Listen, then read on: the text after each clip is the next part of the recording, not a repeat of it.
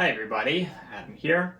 So today I wanted to talk about the very important topic of how you can maintain muscle mass and strength when you are not able to train the way that you normally do when you are trying to obviously build muscle mass and strength.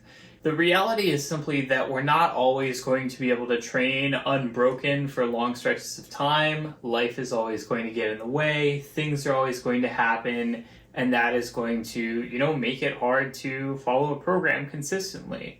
But there are certainly things that you can do when you are not able to follow a consistent program that will ensure that you are setting yourself up for the success in the long run and making sure that you're able to hit the ground running when you do get back to training. I do get asked this question a lot, and actually the answer is pretty surprising to a lot of folks because the answer is you probably don't need to do nearly as much as you think, and that can be a very good thing in terms of planning and strategizing for what to do. So, before we get started, as always, don't hesitate to smash that like button, help level up the channel, and bless all Himbos around the world with gains that never ever drop off, no matter how much time they take off. And of course, I am also generally taking on new online fitness coaching clients. So if you're interested, you can reach out via the link below and I will be in touch with you pretty shortly. So I get this question a lot. It's like, okay, I can't train well for a while, can't really eat well for a while. What should I do? What can I do to ensure that I am basically maintaining or, setting myself up for success in the long run so that I am losing as little strength and muscle mass as possible? Well, the good news is that actually you don't even need to do anything necessarily. When it comes to a short break of maybe just a week or two at a time, you're not actually really going to lose very much of anything. You are going to be a lot more sore when you come back to training, and that's going to then, potentially cause you maybe a week or two of, suboptimal training, but you're really not losing very much in the long run because the reality is simply that it does actually take quite a bit longer for strength and size to drop off than people tend to think. Another question is basically, how should I eat? Is there some diet thing that I can do in order to ensure that I am maintaining as much of my muscle and strength as possible? Well, the answer to this one is actually kind of no. So the thing that, the point of confusion is that most people tend to associate eating protein with building more muscle, right? And that is true. So the problem there is that it is not that it is actually the eating the protein that is causing you to build muscle mass. It is that it is a synergistic effect that works well with the existing training that you're doing. So the normal thing that you do is, obviously, you train. That provides a stimulus on your body. That stimulus then cues your body to adapt. You rest, your body adapts, you get better. You're now able to handle a slightly greater stimulus, slightly bigger stressor. That then cues a slightly bigger adaptation, and then you keep doing that, and over time that adds up. That's basically how you get better, is that you train and that stimulus provokes you to adapt. Now, when you are doing that recovery phase, when you're actually adapting, having more protein intake then does help up to a certain point. Getting in more protein is going to mean that you are building more muscle mass, and by extension, you're generally building more strength. The problem is that the reverse is not true. You can't just eat a lot of protein and spontaneously build muscle mass as a result. That's just not how it works. The protein is synergistic. It is working alongside the fact that you are training so that you're getting more out of the training that you're doing. So, in the absence of training, if you're not actually able to train well, there's no amount of eating extra protein that's actually going to help. So that's kind of a myth. A lot of people ask, hey, will it help if I eat as much protein as I can when I'm not able to train? The answer is not really. It's not really going to do much of anything because you're missing that basic stimulus that you need, and that's a much more important thing in the long run. When it comes to training, however, there is really good news, which is that it actually takes a lot less training to maintain a quality than it took to build it in the first place. And I don't know if the research has, nailed that down to a very precise state at this point, but, people have done a lot of personal experiments, and in a general sense, kind of the consensus of the community is that it's usually typically somewhere around half to about 1/3 of your previous training volume. So what that means is that basically you could then take the amount of training that you were doing before, cut that in half, maybe doing half as many sets with the same number of workouts, or even just doing half as many workouts, and you would probably be fine. That would be sufficient to maintain. This means that, for example, say you were training 6 days a week, really hardcore, really consistently beforehand, even just 2 or 3 days a week is sufficient to maintain. Now, there are a couple of important caveats here. So the first one is that you do need to be sure that you're still hitting all the muscle groups involved. So some people, for example, they might be doing a 6-day training program, but it's a 6-day split. So they're, training different muscle groups on each day, and as a result, they're only training each muscle group once a week. Well, the problem with that is then if you then cut those in half, you do need to kind of cut each of those workouts in half and smash those together to make 3 workouts that are full body workouts, simply because that's going to enable you to actually train all of your muscle groups in that time period without missing any. So you do need to be, of course, actually training all of the muscle groups that you want to maintain over the course of that training week, even if you are cutting down the number of training days significantly. The second is that ideally you are also able to train at the same intensity, which is to say the same amount of weight is used. So that can be a bit of a problem. So when it comes to basically maintaining muscle mass, basically any kind of training, so long as it is sufficiently stressful, so long as it is challenging enough, so long as your sets are taken to near failure, any training will suffice to maintain muscle mass. So say, for example, you're used to doing a lot of heavy bench pressing, and okay, you're on vacation, you're not going to have access to equipment for a little while, you're not going to have access to heavy weights. Well, okay, you could do some body weight training. You can take those sets to near failure. That's going to be sufficient to maintain muscle mass. However, the problem is that strength is a lot more specific. So strength requires that you actually continue to train at roughly the same intensity, or again, absolute weight used. So that means that ideally, if you are looking to maintain strength, say you're on vacation, ideally you are able to actually get into the gym and touch a barbell for, those shorter workouts that you're doing, because, you need that intensity to maintain that strength. And that, again, you could do much shorter workouts, you could do much fewer sets and maintain your strength, but ideally you're still hitting the same weights. And so that is the problem.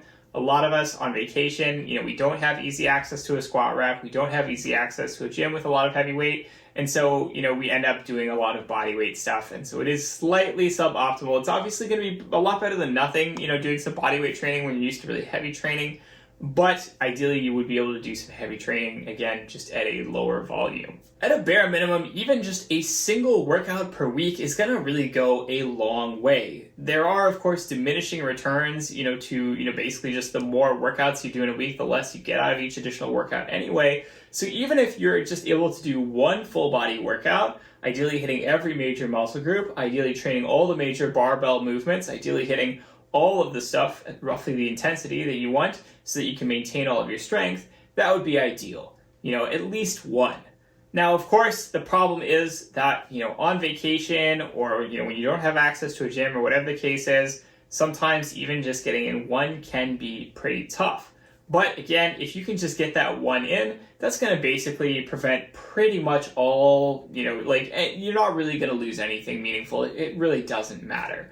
So even just one workout a week is enough. Just focus on getting that one workout in and you'll be totally fine. This can be maintained for a pretty long period of time, potentially months. You could potentially go months just training once a week pretty heavy and, not really see very much of any muscle loss or any strength loss. Maybe it goes down a little bit, but not enough that it's really worth worrying about. Ideally, of course, you'll also just be able to be generally active during this phase where you're not training as hard. And what that means is just, for example, you take somebody who is really ill, maybe they've had surgery and they're in recovery, maybe they, are just in a hospital bed for a few days at a time. That can be a lot worse because complete immobility means that you're not getting in all that normal activity that you do throughout the week, all that normal movement that you get in, and that means that you can lose muscle and strength quite a bit faster simply because you don't even have that baseline stimulus.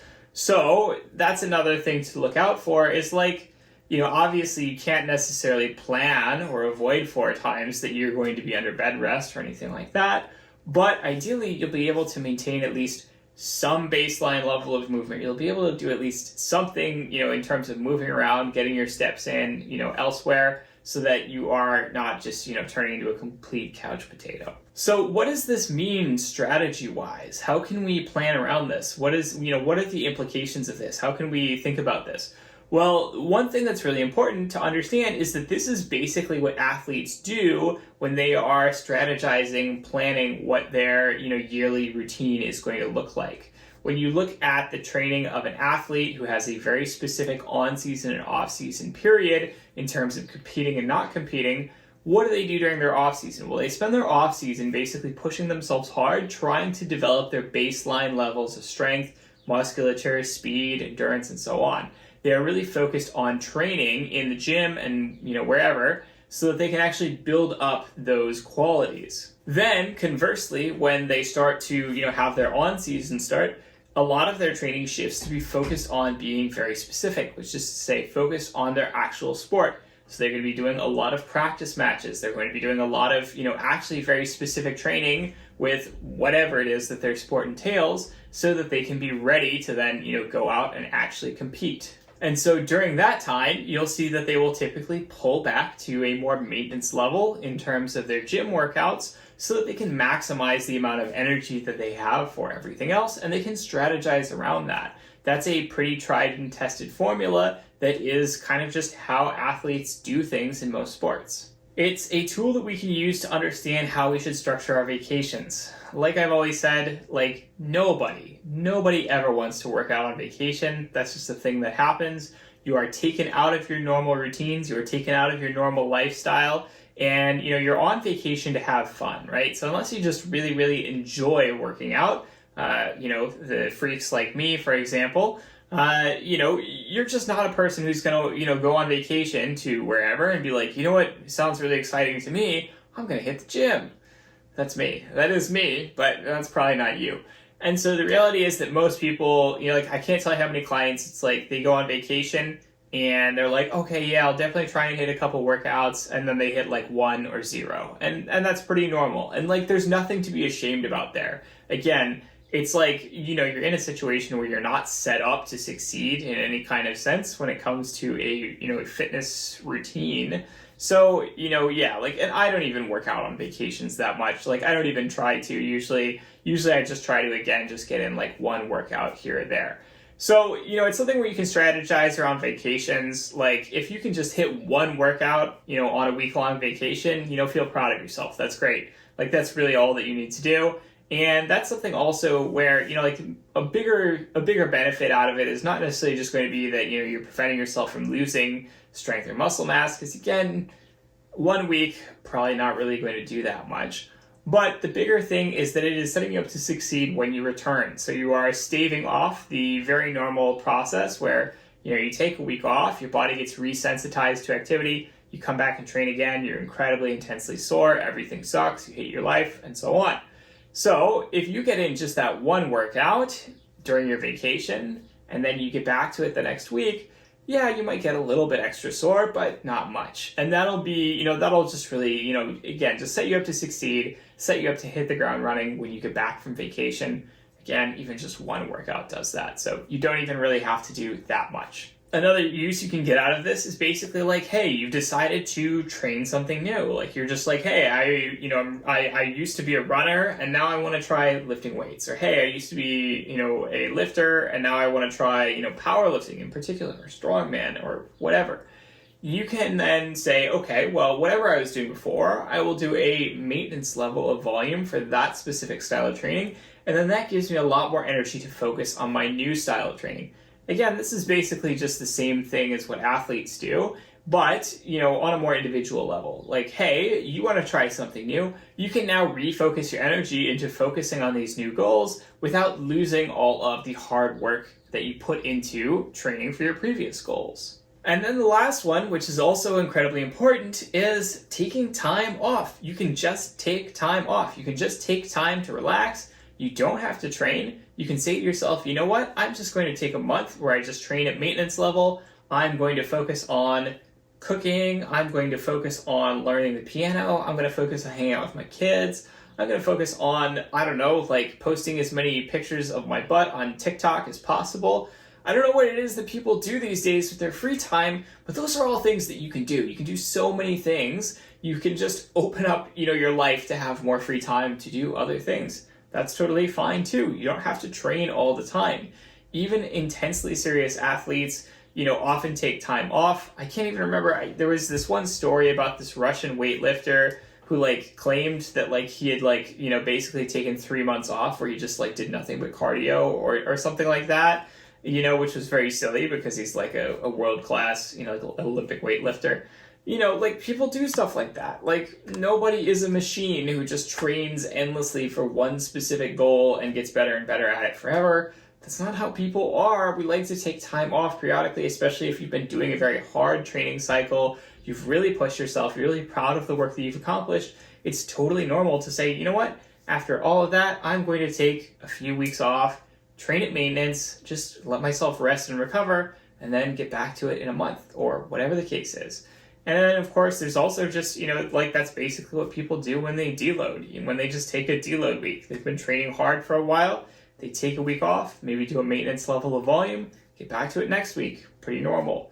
That is a normal thing that normal people do. Please be normal. That's all I'm begging. I'm begging. Please be normal. Everybody out there, please be normal. All right, that is it for this week's video. I hope you liked it. As always, don't hesitate to smash that like button if you liked the video. Subscribe, share the video with all of your intensely normal friends. And what are the other things? Hit that notification bell. Comment down below. Tell me what you want to see in future videos. I would love to hear from you. I will talk to you all next week. Have a good one.